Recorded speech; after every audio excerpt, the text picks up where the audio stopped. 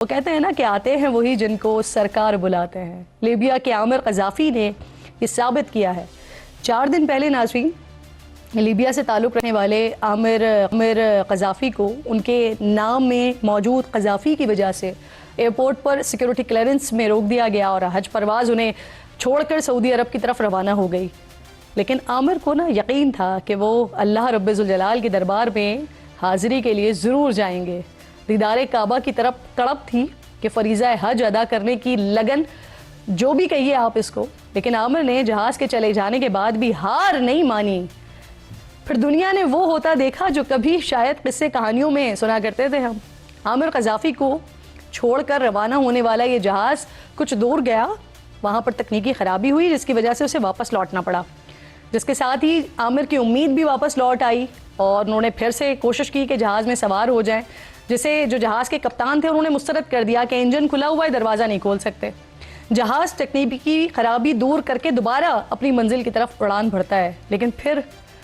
کچھ دور جانے کے بعد جہاز میں پھر خرابی ہو جاتی ہے اور جہاز کو اسی طرح سے الٹے قدموں واپس لوٹنا پڑتا ہے، جہاں اب بھی عامر قذافی امید کا دامن تھامے اللہ رب ذوالجلال کے گھر جانے کی آس میں موجود تھے۔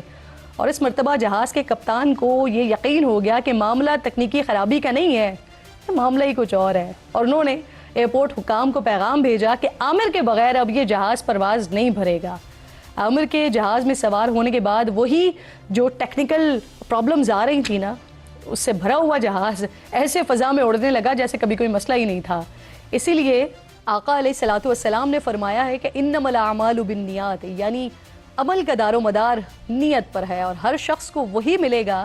جس کی اس نے نیت کی ہو۔ شاید ہی کوئی ایمان والا ہوگا کہ جس کی روح اس واقعے سے روشن نہ ہوئی ہو، شاید ہی کوئی اللہ کا بندہ ہوگا کہ جس نے اس واقعے کے بارے میں سنا ہو اور اس کے رونگٹے نہ کھڑے ہو گئے ہوں۔ اب 1 ہفتے بعد لاکھوں فرزندان اسلام کی طرح عامر قذافی بھی اللہ رب ذوالجلال کے مہمان ہوں گے، بلکہ خصوصی مہمان ہوں گے جس وقت پوری دنیا میں صرف ایک ہی آواز گونج رہی ہوگی، لبیک اللہم لبیک لا شریک لک لبیک۔ اللہ پاک ہم سب کو ایسا جذبہ، ایسا عشق، مہربانی عطا کرے۔